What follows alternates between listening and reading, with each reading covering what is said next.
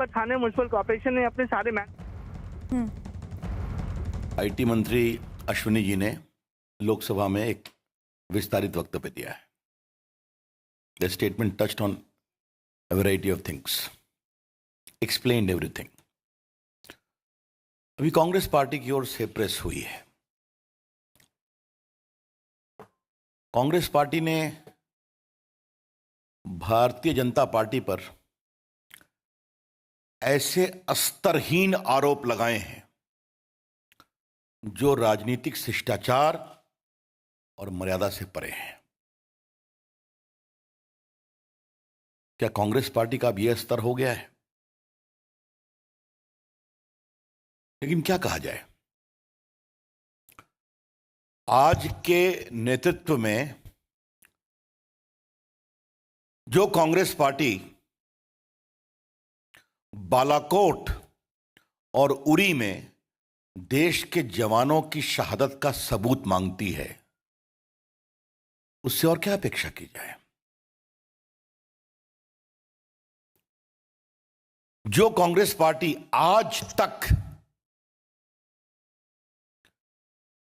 गलवान को लेकर देश में आशंका का माहौल बनाती है, जबकि पूरी दुनिया ने इस बात को स्वीकार किया कि भारतीय सेनाओं ने नरेंद्र मोदी की अगुवाई में एक प्रभावी प्रदर्शन किया, उससे और क्या उम्मीद की जाए। वो कांग्रेस पार्टी जिसके तत्कालीन वित्त मंत्री, बाद में भारत के राष्ट्रपति श्री प्रणब मुखर्जी, उस समय के प्रधानमंत्री मनमोहन सिंह को लिखित चिट्ठी में शिकायत करते हैं कि हमारे फोन की बगिंग हो रही है, तत्कालीन गृह मंत्री चिदंबरम के द्वारा। उस कांग्रेस पार्टी से क्या उम्मीद की जाए। वो कांग्रेस पार्टी जिसका इतिहास रहा है कि हरियाणा के 2 सिपाही स्वर्गीय चंद्रशेखर जी की सरकार में राजीव गांधी के आसपास देखे गए तो चंद्रशेखर जी की सरकार कांग्रेस जी गिरा दी। बाकी तो 2013 में खबरें छपी हैं कि हजारों लोगों का फोन टैप होता था, आरटीआई की क्वेरी भी है, बगिंग होती थी।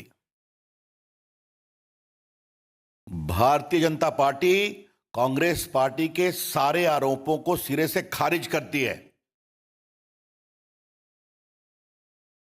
यह शर्मनाक, मर्यादा विहीन और भारत की राजनीतिक स्तर में एक नई गिरावट है। The BJP strongly refutes, condemns the baseless and bereft of political propriety comments leveled by Congress against the BJP. This is a new low in the political discourse of a party which has ruled India for more than 50 years. लेकिन जिस तरह के नेताओं की टिप्पणियां होती हैं, जिस तरह की वो स्तरहीन बातें करते हैं, तो आज के अवसर पर हम उनसे क्या अपेक्षा करें। देश सब देख रहा है और समझ रहा है। मित्रों, ये जो पेगासस की कहानी है, इसका संकेत आईटी मंत्री वैष्णव जी ने दिया था। ये सारी कहानी मॉनसून सत्र के पहले ही क्यों शुरू होती है?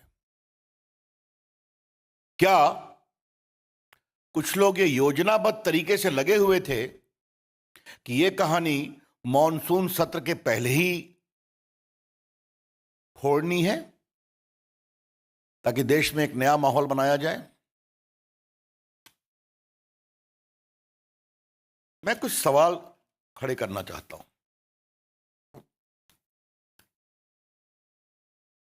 एक संस्था का नाम आया है वायर। मैं किसी की आलोचना नहीं करता, वो है अपनी जगह पर, लेकिन क्या ऐसा सच्चाई नहीं कि उनके द्वारा बहुत सी कहानियां गलत पाई गई? एक जज को लेकर कहानी बनाई गई थी, आपको याद होगा, महाराष्ट्र के जज थे, उनकी डेथ को लेकर सुप्रीम कोर्ट ने भी उस पर टिप्पणी की, वो पूरी कहानी झूठी थी। 2 राउंड उस पर लिटिगेशन हुआ था। उनकी और सारी चीजें क्या है आपको मालूम है। एमनेस्टी क्या है? एमनेस्टी का कई मामलों में भारत विरोधी एजेंडा रहा है या नहीं रहा है? Can we deny that bodies like Amnesty had a declared anti-India agenda in many ways? और जब उनसे एक सवाल पूछा गया, कृपया करके आपका इंडिया का फंडिंग पैटर्न क्या है फॉरेन का बताइए, तो भारत से विड्रॉ कर गए वो। ये सच्चाई है कि नहीं है? कि जब उनसे कहा गया कि आपका जो भारत में फंडिंग है विदेश से आता है, कृपया करके उसकी कहानी आप कानून की प्रक्रियाओं के अनुसार बताइए, तो कहे we find it difficult to work in India. अब कुछ चीजों को समझना और जानना जरूरी है। इस पूरी कहानी में एक एविडेंस नहीं आया है जो भारत सरकार को इससे लिंक करता है या बीजेपी को इससे लिंक करता है। Not a shred of evidence has come that in this entire Pegasus story there is any linkage of the government or the Bharatiya Janata Party.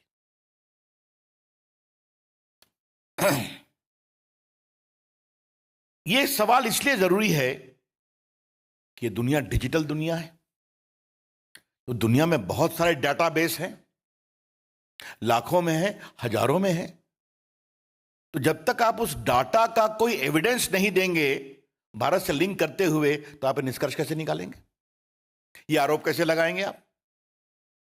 और उसमें आपको बता दें कि जिन लोगों ने स्टोरी को ब्रेक किया, उन्होंने स्वयं कहा है कि ये फोन नंबर का डाटा बेस में होना इस बात का संकेत नहीं है कि इसे हैक किया गया या इसके साथ कोई इंफेक्शन विथ पेगासस किया गया। I repeat, those who have broken the story themselves did not claim that the presence of a particular number in the database does not confirm that infected with Pegasus. तो ये हो क्या रहा है? इन बातों को आज देश के सामने लाना बहुत जरूरी है।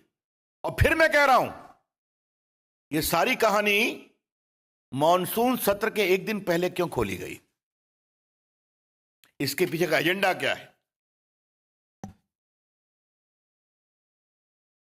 इसमें अंतर्राष्ट्रीय संगठन, हाँ, और एक बात और है, वो एनएसओ जो पेगासस के मैन्युफैक्चरर हैं, उन्होंने साफ कहा है कि हमारे अधिकांश क्लाइंट वेस्टर्न कंट्रीज हैं।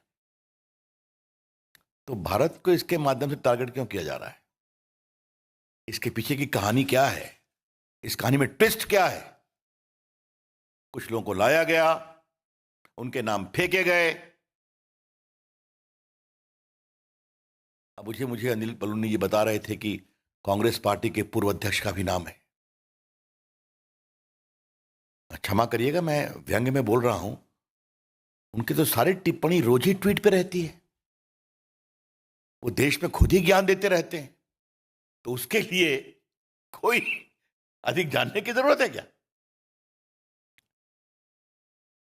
अब एक बात हम आपसे और कहना चाहेंगे कि ये जो पूरे ये संस्थाएं, अंतर्राष्ट्रीय संस्थाएं, और भारत में उसको एक प्रकार से फोड़ने की कोशिश और ऐसे मर्यादा विहीन शब्दों की चर्चा, तो क्या भारत की राजनीति में कुछ लोग सुपारी एजेंट हैं क्या? मैं इस शब्द का प्रयोग कुछ जिम्मेदारी से कर रहा हूं। कुछ दल, कुछ नेता, क्या ऐसी अंतर्राष्ट्रीय कॉन्स्पिरेसी होती है तो उसके सुपारी एजेंट बन जाते हैं? और ये कोई नई बात तो नहीं है। याद करिए आप, कभी भारत की विविधता पर चोट हो रहा है, कभी भारत की मीडिया फ्रीडम पर चोट हो रहा है, कभी भारत में मल्टी कल्चरलिज्म पर अटैक हो रहा है। ये चलता रहता है ना, आप देखते हैं। और इन सबों का कारण एकमात्र यही है, एकमात्र, कि हमारे प्रधानमंत्री नरेंद्र मोदी जी की अगुवाई में जो भारत ने दुनिया में अपनी एक साख बनाई है, उससे लोग परेशान हैं। तो इस विकास की यात्रा को रोको और इस आत्मनिर्भर, आत्मविश्वास भारत की यात्रा को रोको। Try to block the story of India's development, which is atmanirbhar and which is full of confidence. यह है समस्या। अब यह बताइए कि क्या यह भारत के खिलाफ कुछ रिवेंज है क्या? जिस तरह से भारत ने कोविड में काम किया, जिस तरह से भारत में आज वैक्सीनेशन चल रहा है, लगभग क्या 40 करोड़ हो गए ना? 40 करोड़ दुनिया की बहुत सारी आबादियों से अधिक है, उसमें अधिकांश मेड इन इंडिया वैक्सीन है। आज भारत में कॉन्संट्रेटर बन रहे हैं, पीपीटी किट बन रहे हैं, वेंटिलेटर बन रहे हैं। भारत ने दुनिया में एक नया पैमाना स्थापित किया है। 75% देश के पॉपुलेशन को फ्री वैक्सीन दी जा रही है। तो क्या इससे कुछ लोगों को परेशानी है क्या कि भारत ये सब कैसे कर पा रहा है? चाहे वो डिजिटल इंडिया का क्षेत्र हो, आईटी का क्षेत्र हो, भारत की सेनाओं की बहादुरी का क्षेत्र हो, इससे परेशानी हो रही है क्या? या कुछ लोगों को इससे भी परेशानी हो रही है कि भारत टेक्नोलॉजी में आज सबसे अधिक विदेशी पूंजी निवेश प्राप्त कर रहा है। आपको मालूम होगा दुनिया में the highest FDI is coming into India. इससे परेशानी हो रही है क्या? ये हम जरूर जानना चाहेंगे। इसीलिए यह सवाल फिर रेलेवेंट होता है कि अगर 45 से अधिक देश पेगासस का उपयोग कर रहे हैं, जैसा कि एनओसी ने बताया है, तो सिर्फ भारत को ही टारगेट क्यों किया जा रहा है? जबकि कहा गया कि साहब हमारे यहां एक सिस्टम है। आज मंत्री जी ने बताया वो सिस्टम ये है कि फोन को अगर टैप करना है या ट्रैक करना है तो टेलीग्राफ एक्ट के सेक्शन 5 में इस बात का प्रावधान है कि उसके लिए केंद्र के होम सेक्रेटरी या प्रदेश के होम सेक्रेटरी परमिशन देंगे। परमिशन रूल्स के मुताबिक, चाहे वो आईटी एक्ट हो, टेलीग्राफ एक्ट हो, एक निश्चित सीमा के लिए वो कार्रवाई चलेगी। उस कार्रवाई को एक रिव्यू कमेटी है जिसको कैबिनेट सेक्रेटरी हेड करते हैं, जिसमें IT, communication secretary, law secretary बैठते हैं।